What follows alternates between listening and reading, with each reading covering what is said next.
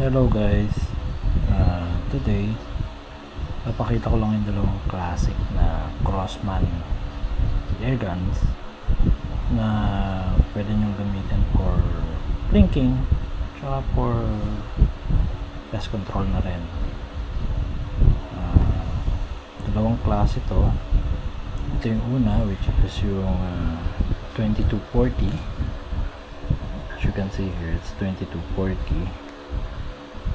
Ito medyo na-modify ko na kasi nilagyan ko na siya ng adapter para pwede siyang lagyan ng 1.5 UNF thread na silencer.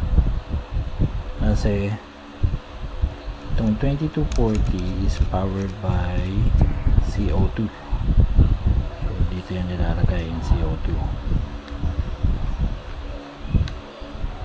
Okay, so ipapasok mo siya papaloob.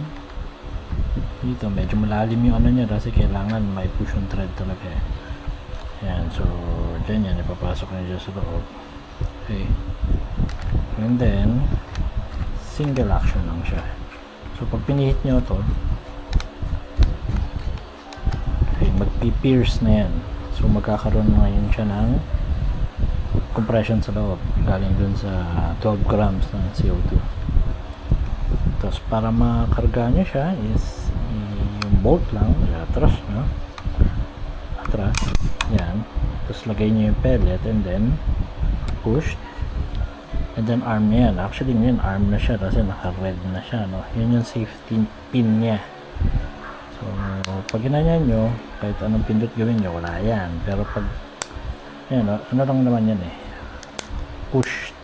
push in back, tatawag dyan. Basta yan, pinupush lang yan. Push nyo papasok. Pag wala dito yung ano, yung pula, yung sabihin safety siya, naka-safe siya. Pag pinush nyo naman dito, then lalabas yung red dyan, and now hot na siya. So loaded na yan. Okay, so pagka loaded siya, isang putok nyo lang ganon, kada isang pasok yun ng pellet, isang putok yan. Okay, so medyo malakas siya. So kung gagamitin nyo siya sa backyard nyo, sa likod bahay, medyo maingay yan, makatawag pansin yan. Pero all metal siya. Okay, madaming ano siya, yun lang. Ang original kasi nito, may sight yan talaga dito, may plastic yan na parang sight. Kaya lang kailangan ko siyang tanggalin kasi kailangan ko ipasok tong adapter. So ngayon ang mangyayari dyan, wala na siya ngayong sight. So meron naman nabibili sa internet na meron siya dito na parang fin na pwede mo nang i-align dito para siya na yung magiging ano mo, ang target mo. Siya na yung magiging sight mo. Okay, adjustable naman siya, height and windage, adjustable naman yan. So yun nga, pero malakas siya, malakas to sa malakas. Okay. Anyway, sabi ko dalawa, so yan yung 2240. Ito naman yung counterpart niya. Ang hawak natin ngayon is yung 1322. Okay, actually itong 2240 is 22 caliber na pellet. Ito yung counterpart niya, 1322.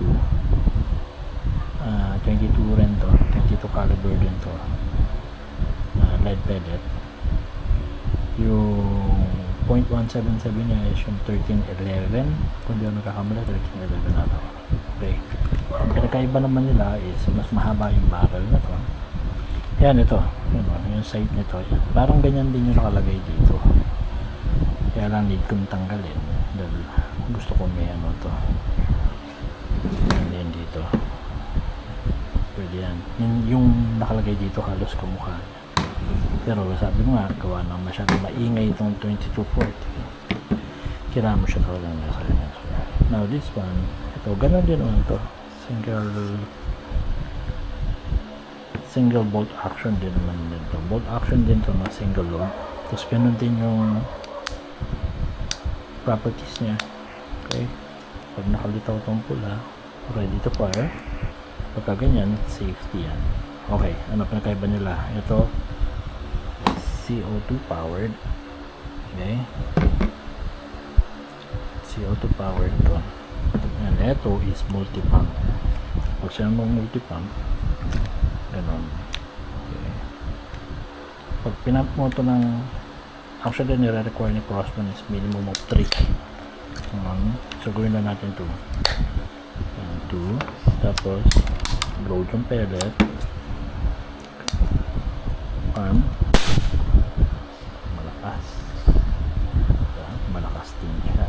Pero ang maganda kasi dito sa 1322, pwede mong i-adjust yung power depende kung saan mo siya gagamitin. Ang pinaka maximum pump nito is 10. Hindi lang ako sure kung ilang FPS to, pero alam ko yung maximum nito is para nasa 600 plus lang. Enough na rin yun, malakas din yun lalo na kung malapitan.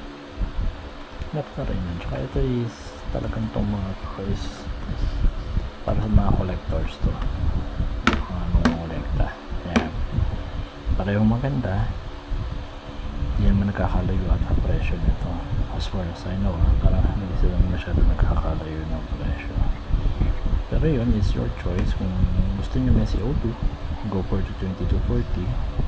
Kung ayaw nyo nang gumagastos kayo sa CO2, and go for the 1322 or yung 1311 na 0.177. Okay, basta yun lang ang pinakaiba nila, CO2 and ito multi-pump. Ang kagandahan lang talaga nito is hindi ka gagastos sa CO2, and then na-adjust mo yung yung nire-require mong power kung ano kailangan mo. Kung pang backyard lang, pwede na siguro 3, max 3 or 2, ganun.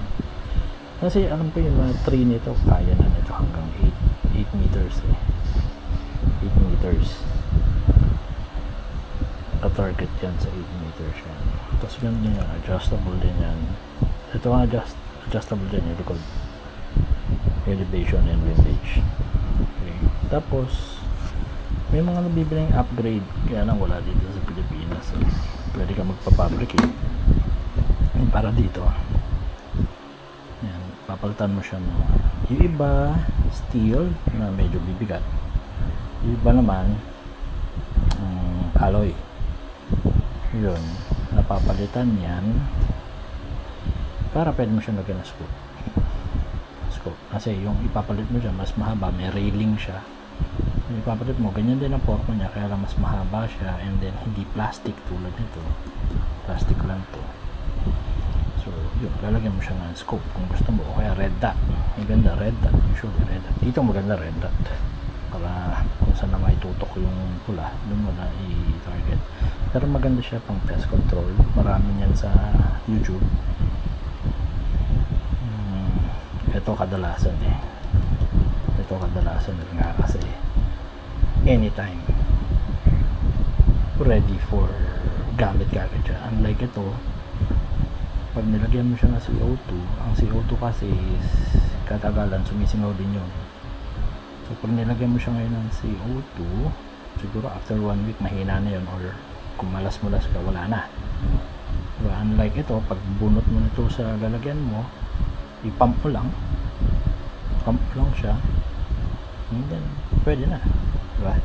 Yun nga lang, single shot lang sila pareho, walang ganito pa na lumabas na di magazine. Although may nakita ako na parang adapter siya, dito nilalagay, tapos hindi ko alam paano nag-work yun pero naglo-load ata siya. I'm not sure, hindi ako sure, pero pwede nyo search sa YouTube. Ako in-introduce ko lang sa inyo itong dalawang to, 2240 and 1322. Ang katapat nito, ang 0.177 nito is 1311.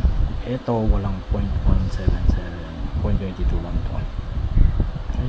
Actually yung barrel nito pwede nyo ilagay dito, madali lang kalasin ito, pwede nyo ilipat yan dyan. Yun lang naman. Nag-share lang ako ng konting info Okay. Thank you guys.